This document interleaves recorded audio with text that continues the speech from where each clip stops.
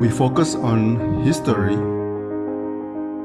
culture, religion, art, social, and philosophy of Nusantara. Here, in the presence of Nusantara, we were made to be forgotten about the goodness of ourselves. Because negativity seems to be more interesting for us. Now, I'm Sutoyo Raharto and friends assist you to remind you, to awaken you that we still can find the gems of Nusantara. They are the great sights of Nusantara.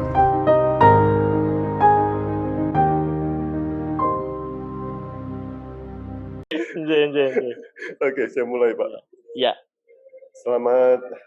Selamat pagi Pak Raden Bima Slamet Raharja, seorang lecturer dan researcher.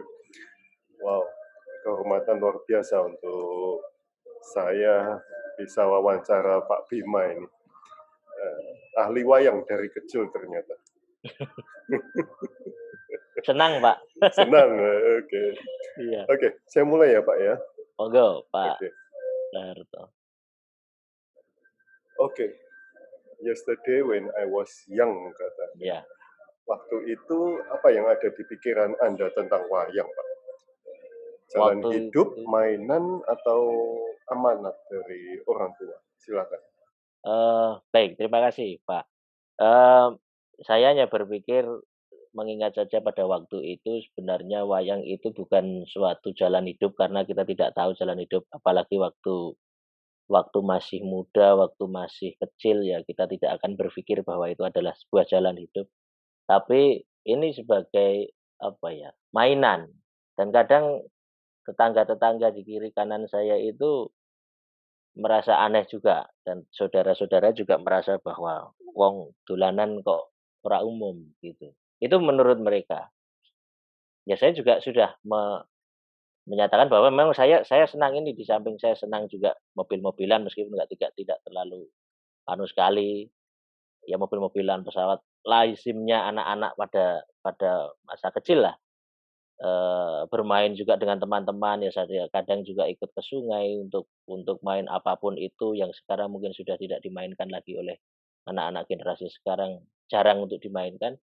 Tapi hal yang lain yang memang teman-teman di kampung itu kebetulan yang membedakan saya bermain wayang.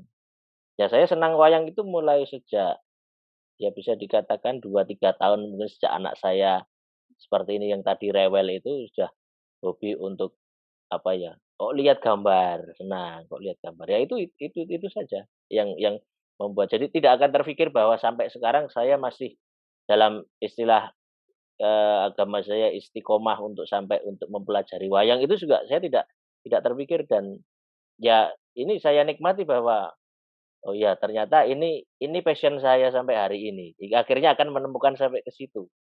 Saya tidak tahu mudah-mudahan ya tidak akan berubah karena juga untuk apa udah sampai wis kepala 4 mau berubah itu kan sudah didalami sajalah. Pokoknya istilahnya belajar terus tidak akan berhenti untuk tidak belajar bahwa bagi saya kita akan terus menggali informasi kan rasa bodoh itu lebih baik daripada sok pintar menurut saya begitu. Ya. Loh, Pak, waktu mungkin 10 tahun yang lalu Ya. itu Profesor Damarjati Betul. ya menawari saya untuk beasiswa wayang kuliah di S3 di Filsafat UGM. Ya. Katanya banyak orang yang banyak pecinta wayang mencari akademisi wayang sampai mau membiayai sekolah. Tapi sayangnya saya nggak masuk pada waktu itu, nggak lolos ujian. Nah, Bapak di apa Pak? Filsafat? Saya di Fakultas Ilmu Budaya dulu di Fakultas Oke. Sastra Pak. Ya. Oh berarti, oh ya budaya juga riset tentang wayang ya? Ya, budaya juga riset tentang wayang dan kebetulan di sastra saya sebagai pengajar di sastra Jawa itu ya mau tidak mau menjadi bagian yang sampai sekarang saya tekuni, bahkan ternyata juga ada mata kuliah yang bersinggungan dengan wayang. Itu yang membuat, mungkin, kajian atau studi yang selama sampai ya saya mungkin menemukan bahwa, oh iya, saya harus di sinilah paling tidak untuk terus menggali, terus menjangkau, terus meraih apa yang mungkin bisa dikerjakan. Selain filsafat ada sendiri, memang dulu almarhum Pak Damarjati kalau tadi mengatakan bahwa Pak Pak Sutoyo mengatakan kalau banyak dicari, memang sebenarnya iya, banyak dicari juga. Kadang kita bingung juga kalau ada orang mencari tahu tentang wayang itu, akarnya orang itu menganggap bahwa orang yang tahu wayang itu harus tahu segalanya. Padahal kan ada bidang-bidang yang harus dimasuki. Nah, itu mungkin kebiasaan orang Indonesia itu tahu bagian A, dia menganggap sampai Z harus tahu. Nah, itu ya agak repot. Jadi mau nggak mau juga ya menggali di permukaan-permukaan, salah satu yang harus didalami juga dan lain sebagainya, begitu, Pak. Ya, kalau ada kesempatan saya minta rekomendasi Pak Bima ini masuk Boleh UGM. nanti. Tapi Mas, saya harus selesai dulu, Pak. ini Pak, ini interesting sekali, rajin sekali ini. Iya, Oke. Koleksi komik dan majalah kungfu dan wayang sejak zaman SD hingga hari ini. Belajar tertutup ke lampu plastik karena atasnya bocor. Wow, ini tertata rapi dan terlihat Pak Bima sudah menelan banyak pendidikan wayang sejak kecil. iya, Cerita wayang apa yang pertama Anda baca dan apa yang membuat Anda ketagihan betul. dengan cerita Ya, wayang? Silakan. kebetulan ada pertanyaan yang kemarin Bapak sampaikan kepada saya, ada satu buku waktu itu yang membuat saya tertarik, ini hubungannya dengan cerita tadi yang waktu saya tertarik umur 3 tahun. Saya itu diajak bapak saya dulu, itu jalan-jalan ke toko buku Gunung Agung. Sekarang sudah tidak ada, yang ada di samping Tugu Jogja itu kalau pernah ke Jogja. Sekarang sudah berganti tempat. Toko buku Gunung Agung di situ saya bapak mengatakan saya itu mengambil satu buku wayang. Nggak tahu kan anak umur 3 4 tahun mengambil buku. Saya juga waktu itu tidak tahu. Saya baru tahu bahwa saya lama-kelamaan diberi informasi bapak dan ibu saya dengan pakde saya dan saudara-saudara saya juga. Yang saya ambil itu adalah buku sejarah wayang Purwo yang karyanya Kasidi Harjowirogo. Buku itu saya coret-coret sampai sehari ini masih ada buku itu. Itu memang buku yang pertama kali saya pegang, ya. Kalau dulu juga saya nggak tahu ceritanya apa, hanya mungkin diceritani ya, mungkin dulu Pak, dibacakan, iki tokohnya ini, tokohnya ini, tokohnya ini. Jadi gambar itu saya hafal sampai sampai akhir itu, tokoh A sampai Z itu saya hafal semua. Itu terbitan tahun 82 kalau nggak salah begitu, 82 atau 83. Buku sejarah wayang Purwo itu yang sudah saya coret-coret nggak karu-karuan itu, saya jadi sekarang ngopo mbiyen ya tak orek-orek. Lah karena kan kita nggak tahu waktu anak kecil kan, itu gambar wayang itu sudah saya coret-coret merah, saya kasih spidol, saya kasih krayon, saya kasih apa. Tapi sampai hari ini itu jadi sesuatu yang situasi yang memorable gitu loh, Pak. Nah, itu yang pertama kali saya punyai. Kalau untuk cerita yang saya baca, dulu saya senang membaca komik, Pak. Memang dulu yang paling paling sering saya baca itu komiknya Teguh Santoso. Di Ananda, majalah Ananda, dulu kan ada majalah Ananda itu. Kakak saya kebetulan langganan majalah Ananda. Nah, ada bonusnya itu di dalam itu yang, wah ini ada cerita apa, gambarnya apa. Tapi membacanya ya baru ketika SD, ketika baru apa, ternyata ceritanya semacam ini, semacam ini. Itu yang membuat saya tertarik. Nah, kalau dengan hubungannya dengan cerita kungfu, karena saya suka cerita manhwa ya, cerita manga itu, terutama yang, eee, ada kebetulan teman SD saya itu punya punya cerita kalau saya itu nggak punya uang waktu itu, kami nggak punya uang untuk beli. Hanya ketika teman saya mau waktu lulus SD itu bukunya bingung dia mau kasih ke mana. Nah, mau kasih ke mana saya bilang, "Kowe gelem? Gelem wae." Nah, terus akhirnya saya bawa itu buku cukup banyak itu saya bawa. Jadi koleksinya Wayang itu wayang koleksi semua itu.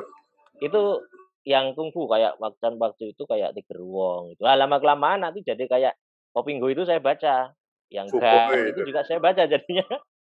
Sampai di FB pun saya masuk ke grup Wuxia itu Oh, saya paling suka itu baca-baca itu filsafatnya suka, anunya suka, wah ada pahamnya kayak gini. Jadi apa ya, kalau orang Jawa nggak tampian lah saya itu.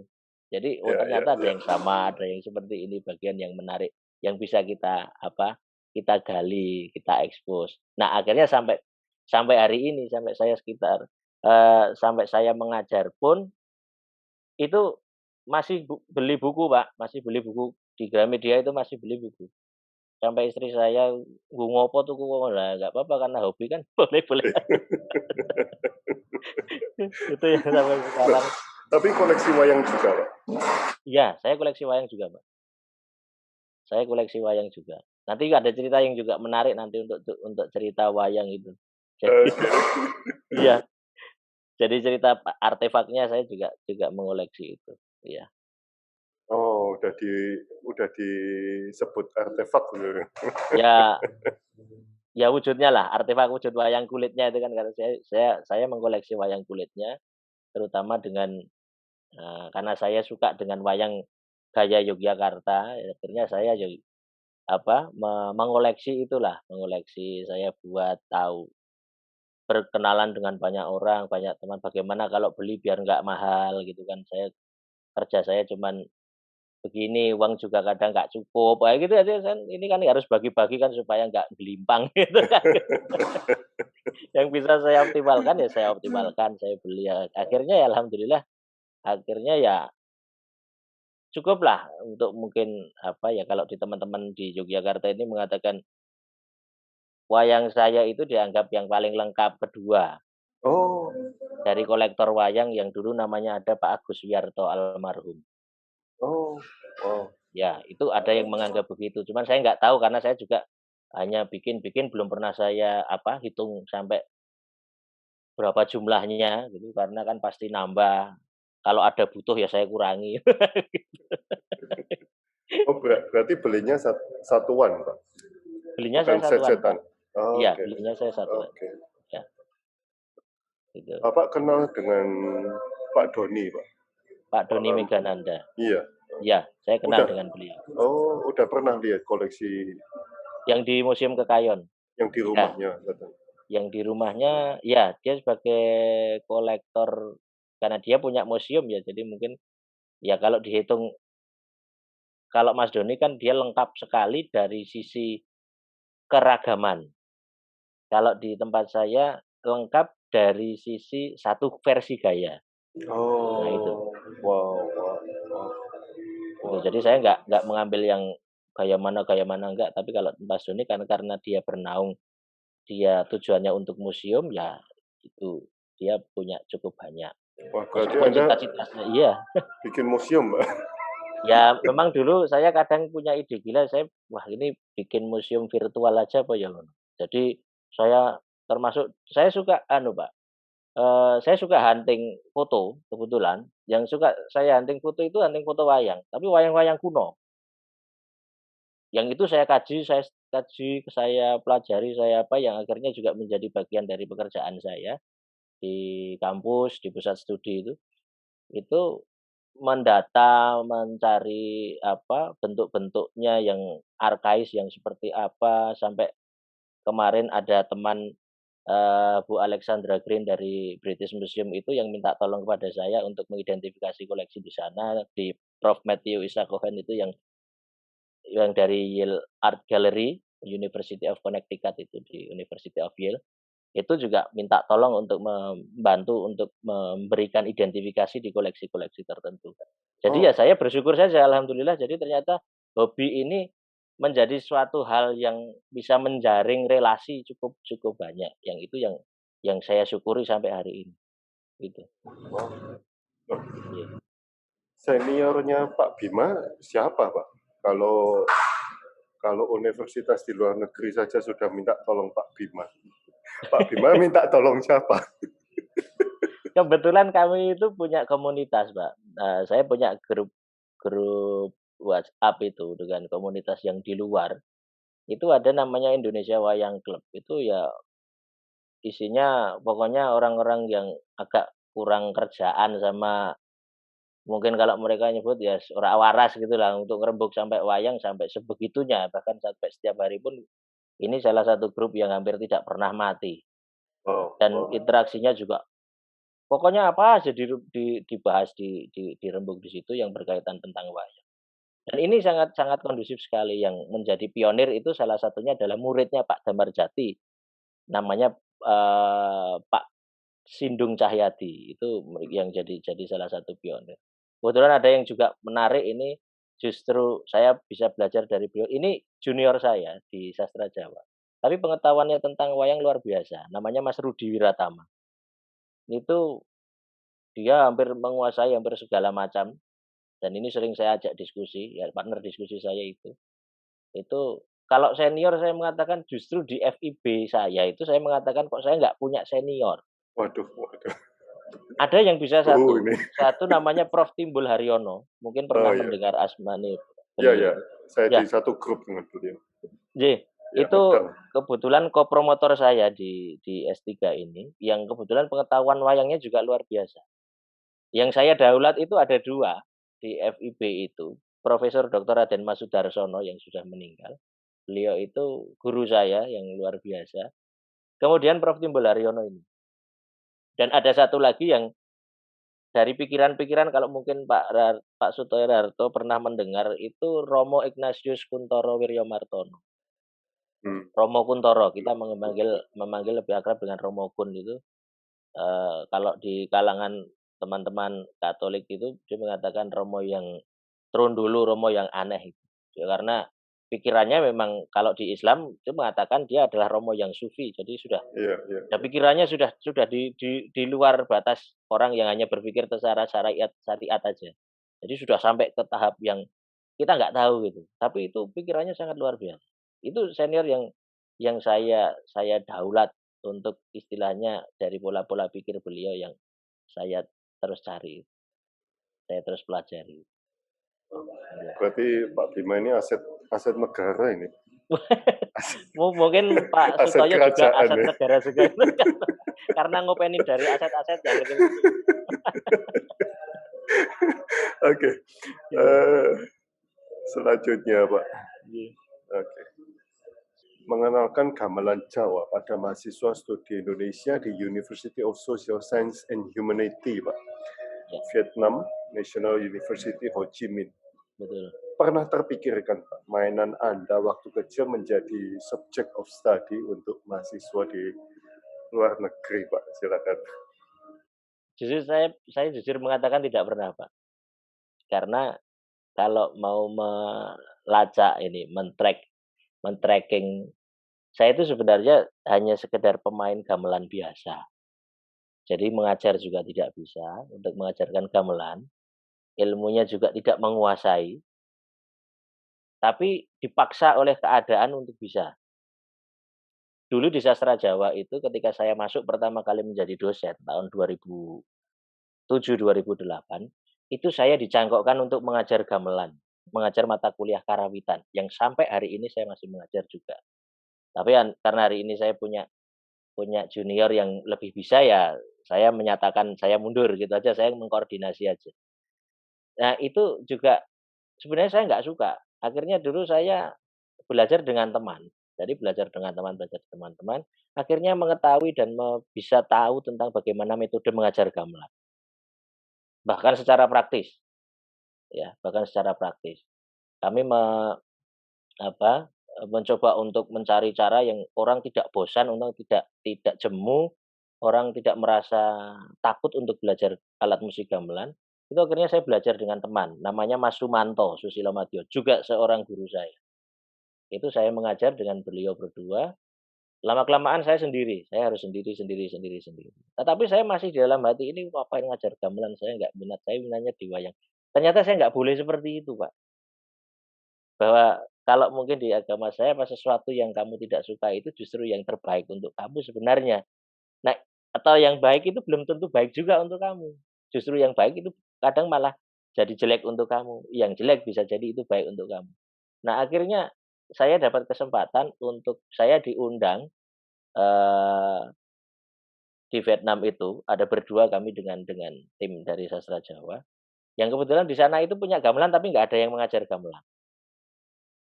Ya ini repot lagi nih, waduh gimana keadaannya? Ya udah kita kenalkan, ternyata di Vietnam itu di Ho Chi Minh itu ada prodi Indonesia. Jadi dia belajar tentang bahasa bahasa Indonesia itu cukup cukup intens dan senior-senior mereka itu mahasiswa itu sudah bisa lancar berbahasa Indonesia. Anehnya orang Indonesia itu jarang yang main ke sana, yang pada main ke sana itu orang Malaysia, Oh, tapi lah lah lah. digaiti oleh prodi Indonesia, itu kan lucu juga itu. Iya iya iya. Ya, Loh, itu siapa yang bawa gamelannya? Zaman Soekarno? Ketika gamelan itu dibawa itu sudah ada di konsulat, Pak, di konsulat jenderal. Jadi di Oke. KJRI Vietnam itu di Ho Chi Minh itu sudah ada gamelan. Kebetulan karena di KJRI Vietnam di Ho Chi Minh itu pernah ada suatu peristiwa kebakaran atau apa, kemudian gamelan itu dibawa ke universitas. Oh, Nah, ketika dibawa ke universitas, itu dia hanya tertumpuk begitu saja dengan beberapa instrumen seperti angklung, seperti kulintang yang ada di situ. Nah, ada pengajar, Pak Tuen itu namanya, Tuen Nguyen Tan itu, beliau yang jadi apa, jenderalnya prodi Indonesia itu, meminta kami untuk Pak Bimo untuk bisa mengajar enggak untuk di sini. Oh, ya bisa aja. Saya ngeset gamelan itu, Pak, akhirnya ngeset gamelan yang agak terbengkelai itu. Wah, karena di situ juga ada bekas juga logam-logam yang terbakar, jadi itu, waduh ini gimana mainnya gitu kan. Padahal ada nada yang harus dimainkan, ternyata, tidak bisa dipukul. Nah, karena saya juga, eee ya, monggo Pak. Ya itu tadi ya, karena, ya. eee, kami akhirnya terus menemukan karena saya juga hanya ada satu nada yang ternyata bisa bunyi dan ada beberapa nada, akhirnya saya memainkan ada satu gending yang bisa dimainkan cukup satu nada. Ya sudah, saya mengajarkan itu aja, karena yang lain nggak bunyi semua. Oh, yang lain Untung nggak untung bunyi semua? ada iya, untung ada satu gending karawitan yang hanya bisa dimainkan dengan satu nada dasar. Ya sudah, saya optimalkan itu, akhirnya bunyi. Jadi satu kelas itu mereka akhirnya pernah mencicipi belajar gamelan Jawa itu. Pak Bima, Iya Bapak kan juga pernah ke Eropa, Pak? iya. Iya, ngajar juga, Pak? Tidak, di sana saya conference, Pak. Conference Iya. tentang wayang? Tentang temanya tentang wayang yang ada kaitannya tentang dengan perubahan iklim. Oh, Iya wayang iklim. iya, Wow, wayang yang ada interesting sekali. kaitannya dengan perubahan iklim. Itu akhirnya kami bermain di apa, hanya seminar selama 3 hari ya, 3 hari di Jerman, di Berlin. Iya, ada dengan Ya. satu tim besar sih, satu tim yang salah satunya Prof. Matthew yang saya sebutkan tadi. Pimpinannya dia. Oh, wow, Iya interesting. iya. Harus harus satu sesi lagi nih, Pak. Wayang kok dengan perubahan iklim ini. Nggih. Ketika tradisi didekatkan dan dikenalkan, jangan terburu bicara dan menilainya dengan syirik, curiga, dan penuh ketaksukaan. Biarkan ia mengenal budayanya. Sebagai seorang dosen, apa yang Anda lihat di sini, Pak? Apa yang salah atau kurang benar tentang pendidikan budaya dan tradisi negeri ini, Pak? Silakan, Pak. Iya, terima kasih, Pak. Yang saya perhatikan di sini sebenarnya adalah keterburu-buruan kita untuk menjustifikasi sesuatu. Jadi kita hanya melihat satu permukaan atau gambaran depan tanpa kita mengenal lebih jauh atau mengetahui sebenarnya itu apa. Tapi untuk mengetahui apa kita sudah menolak juga. Nah, itu yang terjadi ketika, saya mengajarkan kepada mahasiswa yang lain untuk tolong jangan berpikiran seperti itu, gitu. Apalagi kalau itu di dalam ranah akademik ya, kalau ranah akademik itu lebih mudah lagi karena jangan jangan kamu ketika berpikir ketika mempelajari sesuatu itu merupakan pantangan kamu tidak suka, karena ketidaksukaanmu itu belum tentu, itu juga menguntungkan untuk kamu. Tapi tolong ketahuilah bahwa ada esensi yang bisa kamu kamu pelajari terus yang ada di dalam itu. Nah, seperti sajen, seperti apa, yang lain sebagainya itu kan ada makna-makna yang bisa digali, makna yang seperti ini. Ternyata kita itu seperti ini. Tidak bisa kita hanya melepaskan begitu saja. Ada seperti ini ya untuk seperti ini. Lah nanti kan itu untuk pakan genderuwo, ya mangan genderuwo mbahmu. Ya mangan genderuwo kuwi ora dipangan wong bareng-bareng. Itu kan saya berbicara begitu. Ini dimakan orang. Jadi tidak mubazir dalam dalam arti di tempat kami tidak ada mubazir. Kamu boleh makan ini asal sudah didoakan boleh. Jadi esensinya saja yang ada di situ. Jadi pelan-pelan akhirnya mereka juga tahu, oh ternyata begini ya Pak, ternyata begini. Ya itulah akhirnya juga eh, mereka juga sedikit demi sedikit tahu meskipun juga ada yang juga kalau Anda menolak silakan, tapi kalau menolak ya jangan Anda masuk kelas ini untuk ingin tahu. Lah untuk apa Anda sudah menolak ilmu pengetahuan duluan kok? Ah, itu aja. Loh, mohon maaf Oke. Pak, Ya, gedang sanggan nyangga kesangguhan ing sekabehe. Nah, Pak, gedang sanggan atau banyak lagi sesajen yang mendampingi gamelan atau wayang di tradisi dan budaya kita. Bagaimana menjelaskan hal ini dalam tingkat akademik? ya, Sebuah dekorasi budaya atau bisa dijelaskan secara ilmiah? Silakan, Pak. ya. Pertama ketika saya mengajak teman-teman untuk melihat sebenarnya kan segala sesuatu kan bisa dilihat apalagi di disiplin kami di sastra Jawa itu ada bagian mata kuliah Tata Coro atau telaah pranata masyarakat Jawa itu ada mata kuliah itu yang salah satunya juga berbicara tentang masalah sesaji. Nah, sebenarnya apa sesaji itu? Saya menjelaskan secara mudah saja. Kita menghubungkan kita dengan keseimbangan alam karena alam ini perlu diseimbangkan. Kalau di dalam agama keseimbangannya ya antara Tuhan, hablum minallah, kalau dengan manusia hablum minannas, kalau menambahkan lagi ya hubungan keseimbangan dengan alam karena kita tidak bisa menolak itu. Kamu baik dengan yang ada di atas tetapi tidak baik dengan manusia sama saja karena selama kamu hidup kamu berinteraksi dengan manusia. Dan ketika manusia itu menciptakan banyak hal, menciptakan simbol, menciptakan tanda, dia menciptakan sesuatu yang ingin intinya adalah sebagai sarana untuk berkomunikasi. Nah, sarana berkomunikasi itu kan sifatnya terbatas sekali, apalagi ketika dicocokkan dengan paham orang Jawa yang agak apa ya, mungkin tidak begitu mengenal dengan tradisi tulis, hanya dengan tradisi tutur, yang itu juga bisa bergeser, artinya bergeser dalam pemahamannya bergeser. Karena kalau tradisi tutur itu setiap tahun, setiap turunan, keturunan itu kan pasti akan ada ya perbedaan. Nah, ini bedanya dengan satu tradisi tulis. Kalau tradisi tulis kan enaknya semuanya bisa tercatat. Informasi apapun itu tercatat. Meskipun itu tidak menutup kemungkinan yang tercatat juga benar. Kan kan bisa jadi begitu. Nah, akhirnya ketika menjelaskan dengan mudah, dengan mengilustrasikan dan menganalogikan sesuatu dengan sederhana, mereka bisa menerima. Ya karena kalau dengan gedang sanggan, mengapa gedang sanggan? Karena itu kalau orang Jawa kan mengambil beberapa bagian kata. Nyonggo, terus bagian ada yang penting kalau di tempat kami namanya linguistik itu yang otak-atik dengan kalimat-kalimat atau kata-kata. Nyonggo kesaguhan itu apa sih sebenarnya yang kita inginkan? Dengan apa perwujudannya? Dengan pisang, pisang sanggan, pisang setangkep. Kemudian, eee, misalnya kayak mungkin jenang, jenang abang putih, ya itu kan apa, supaya rekat, supaya apa, putih melambangkan tulang kita, merah melambangkan itu darah kita dan lain sebagainya, yang itu dicerminkan dengan simbol-simbol tertentu. Akhirnya ada juga satu mata kuliah yang khusus tentang simbolik, tentang telaah simbol. Jadi telaah simbol di dalam sajen-sajen itu. Ya artinya menerangkan ini pun saya selalu bilang, "Tolong ini kamu letakkan dulu kacamatamu yang tadi itu, yang kira-kira agak menentang-menentang ini, tolong letakkan sekarang kita lihat bersama-sama." Akhirnya mereka memahami ya, mereka memahami bahwa, "Oh iya ternyata bisa seperti ini, bisa seperti itu." Itu, Iya, iya, iya. oke. Dan uh, ilmiahnya ada ya, Pak ya?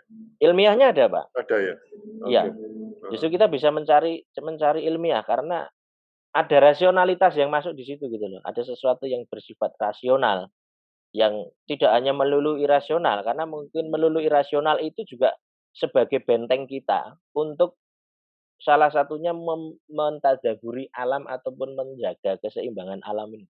Dengan bahasa nenek moyang kita itu loh. Yang dalam anggapan saya mengapa, oh di situ ada genderuwo dan lain sebagainya. Mengapa itu dicerminkan dengan kata itu? Karena mungkin simbah-simbah dulu tidak mampu untuk mengatakan bahwa di situ seharusnya begini, seharusnya begini. Intinya pada dasarnya adalah ada saling menghormati dan menghargai. Seperti tadi mungkin kalau gedang sanggan yang diletakkan di bawah gong, mengapa ada di situ kan supaya orang tidak sembarangan, tidak asal pukul. Hanya itu sebenarnya yang ingin disampaikan. Hanya karena itu menjadi salah satu perwatakan, ya akhirnya menjadi ciri orang orang Jawa khususnya dan orang Nusantara pada umumnya. Itu. Pak, kalau ngajar orang bule gimana, Pak? Mereka bisa nangkep itunya, Pak? Justru mereka Estetikanya atau ya, ya, kadang ada yang tidak bisa, Pak. Kadang ada yang masih mereka meragukan ya. ataupun apa dan sebagainya. Kalau mereka meragukan ya mari kita belajar bersama-sama. Tapi justru itu bagian yang menarik untuk dunia Anda untuk melihat kami kan. Saya hanya mengatakan begitu. Kan, Karena memang dibuat berbeda. ya, Dari sana Anda mendapat apa ini tidak penting, di sini menjadi bagian yang penting. Ya, kan itu. kalau kalau secara tradisi budaya kan mereka yang ketinggalan jauh banget, Pak. Betul, ya, Iya, iya. ya, Dan eh, terlalu jauh ya, Pak ya. ya. Mereka untuk menggapai ilmu kita.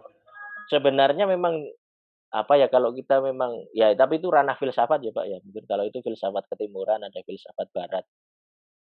Orang barat itu cenderung begini, orang timur cenderung begini. Itu kan sebenarnya bagian yang menarik. Hanya memang saya pernah mendengar dari salah satu teman, Profesor Josh Quinn itu mengatakan dan, Pak Peter Carey itu dulu waktu seminar saya pernah mendengar, memang di timur itu jarang orang yang kemudian tertarik untuk melihat ke barat, tapi justru orang barat ingin melihat ke timur terus. Oh, begitu. Ya, Wow. dan ada semangat semangat dari orang barat itu paling banyak mereka adalah orang-orang yang suka berpetualang, suka mencari suatu Betul. pengalaman-pengalaman Betul. baru. Sedangkan kita itu hanya siap saja di sini. Kita siap untuk didatangi saja, tanpa Oke. kita harus mencari pengalaman di tempat lain. Itu kan jarang orang yang punya berpikir seperti itu.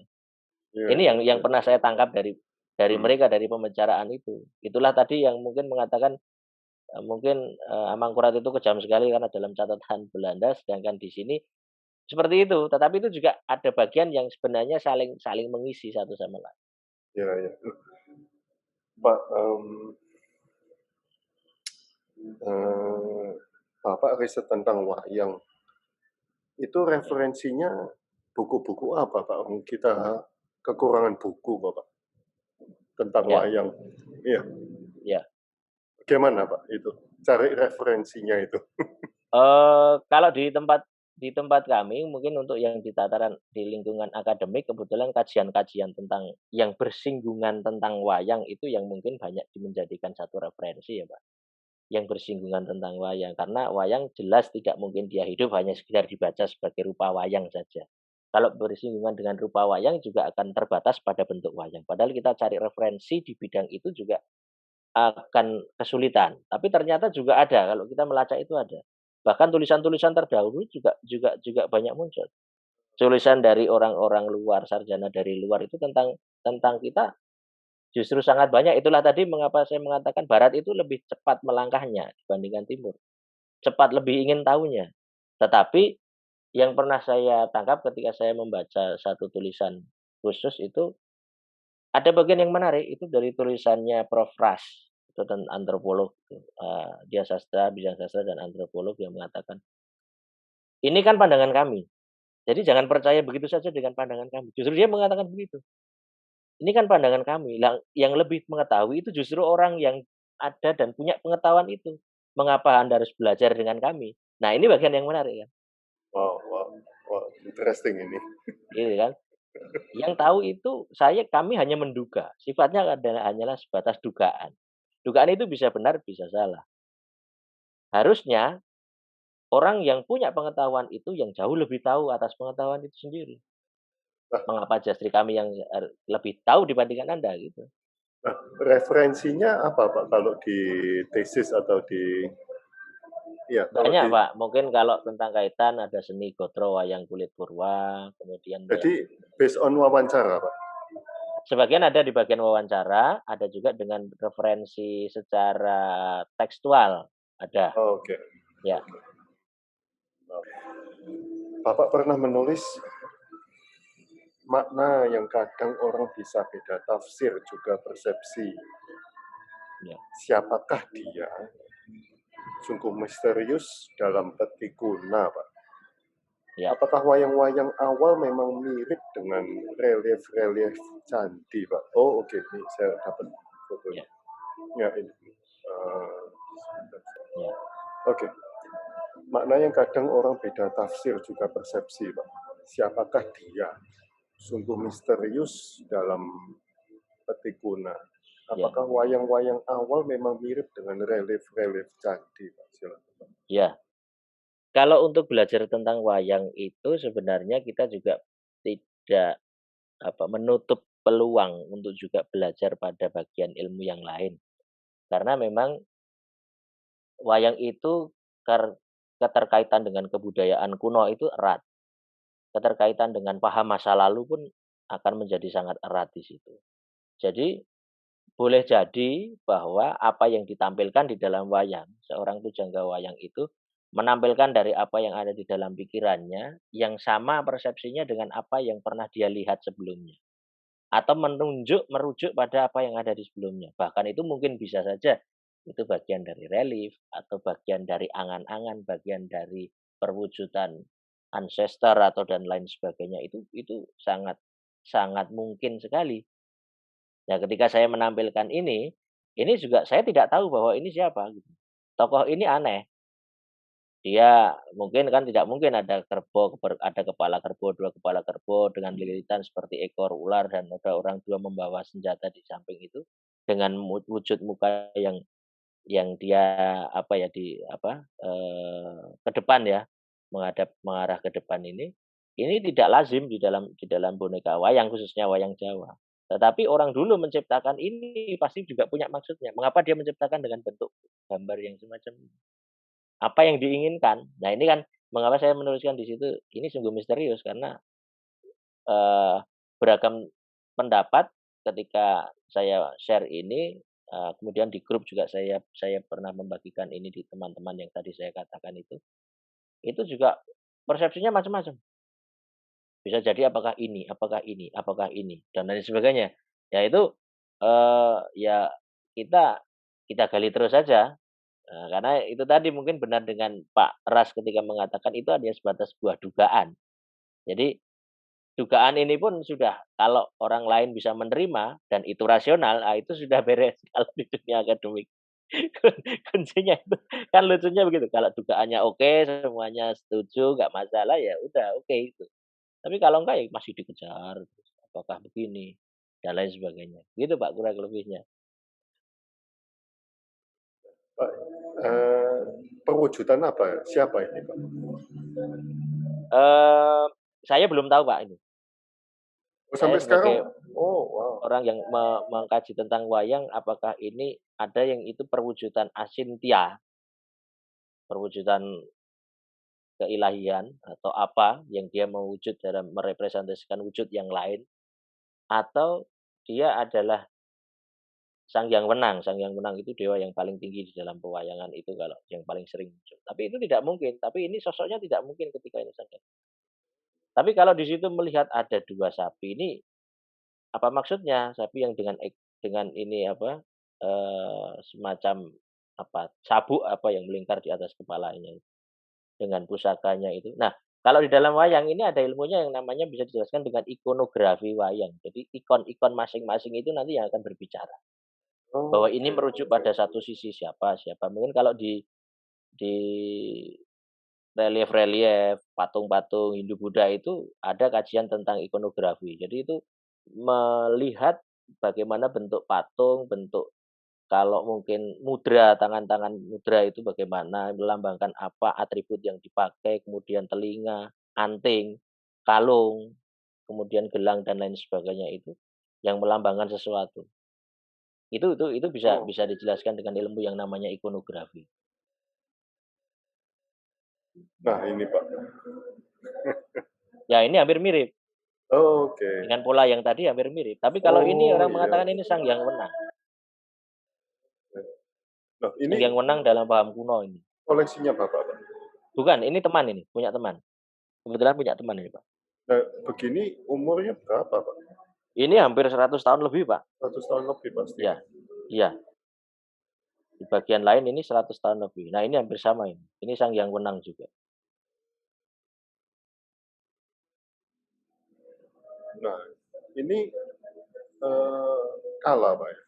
Ya, Kala. Di situ Kala di dalam wayang kulit gaya Cirebon. Memang bentuknya demonik sekali. Ini sangat relief candi sekali Pak. Ya, karena ada